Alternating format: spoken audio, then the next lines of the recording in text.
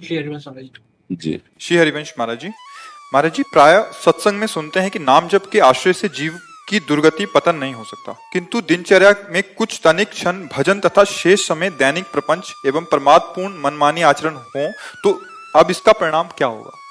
अब जैसे आप मनमानी आचरण शब्द उच्चारण किए और दिनचर्या उच्चारण किए, वही दिनचर्या वही मन को भगवत प्राप्ति करा देंगी।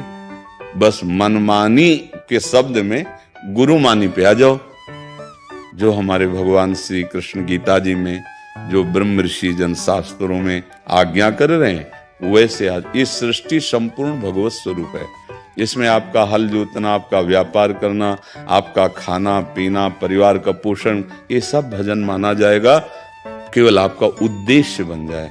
अभी हमारा उद्देश्य नहीं बना तो मनमानी आचरणों में क्या है कि मन का सदैव स्वभाव पतन की तरफ जाने का होता है। जैसे जल को कहीं भी छोड़ो ना, वो ढलान की तरफ ही जाएगा। ऐसे अगर मन को छोड़ दो, आप अभी छोड़ दो, तो ये विषयों की तरफ ही जाएगा। हम नहीं कह रहे, भगवान कह रहे, मना खष्टान इंद्रियाणी प्रकृति स्थान कर सती। अब जैसे मन को ऊपर चढ़ाना है, ऊपर कहाँ? ऊर्ध्वमूल मधा शाखा मस्तम प्राहुरभ्यम। ऊर्ध्वमूल कौन है? भगवान श्री कृष्ण है। तो जैसे हम जल को, जो जिसका प्रवाह नीच गति को है, उसे उच्च गति में चढ़ाने के लिए यंत्र का प्रयोग करते हैं, वो नहीं मोटर आदि यंत्र। ऐसे ही मन को ऊर्ध्व गति में चलाने के लिए गुरु मंत्र का प्रयोग करते हैं। आप जितना गुरु मंत्र जपे पर मनमानी त्याग करें। मन का तो स्वभाव ये गंदे आचरणों की तरफ जाना, उसे वर्तमान के सुखों को भोगने में ही उपलब्धि जीवन की लगती है। सब लोग देख लो, अपने सब मन वाले हैं ना सबके। तो अब दोनों गाल फुला ले, हंस दे, एक बार करके दिखाओ। है नहीं, या तो गाल फुला लो और या तो हंस लो। तो ऐसे मनमानी आचरण कर लें और भगवत भी प्राप्ति कर ले, तो भगवान ऐसा कैसे हो सकता है?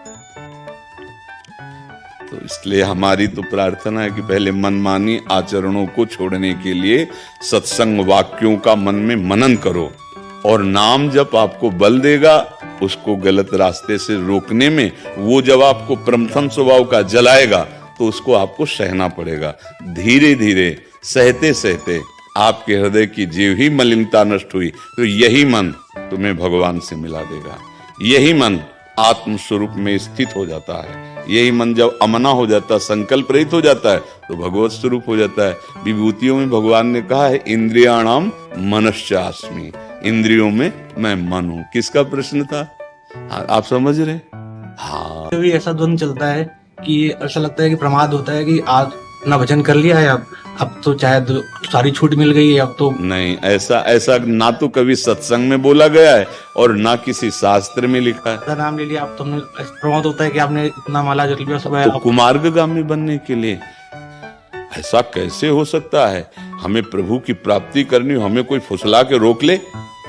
हमारे प्रीतम ने हमको बुलावा भेजा है, अब दूसरा कोई आके हमें प्यार करे कि रुक जाओ थोड़ी देर हमसे बात करो, ऐसा कैसे हो सकता है? मैनाक पर्वत प्रकट हुआ, हनुमान जी से कहा थोड़ा विश्राम कर लो। क्या जवाब दिया था? राम काज कीन्हे बिनु मोहि कहां विश्राम। तो भाई मुझे तो समझ में नहीं आता कि भगवान का भक्त होकर कुमार्गगामी आचरण करेगा, ऐसा तो नहीं समझ में आता, बिल्कुल नहीं समझ में आता। या तो पाखंडी है और या फिर मूर्ख है। हाँ, फिसलन हो सकती है, चला अभी कोई सिद्ध तो हुआ नहीं और उससे गलती बनने जा रही, तो करो सदा तिनके रखवारी, जिम बालक राखे मातारी।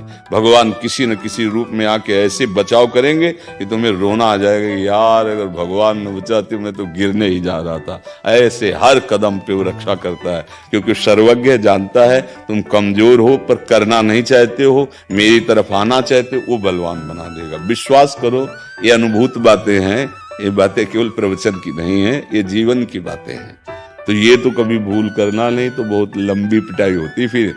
जो अच्छा जैसे देखो, आप चोरों को पकड़ने वाले हो और आप चोरी करोगे, फिर आपके डबल दंड का अधिकार बनेगा। आप जानते हो कानून को, ऐसे भक्त हो, आप जानते हो कि ऐसा नहीं करना चाहिए। आप भगवत पार्षद हो, अगर आप गलती करोगे तो पिटाई की बहुत जोरदार संभावना है। डरो इस बात से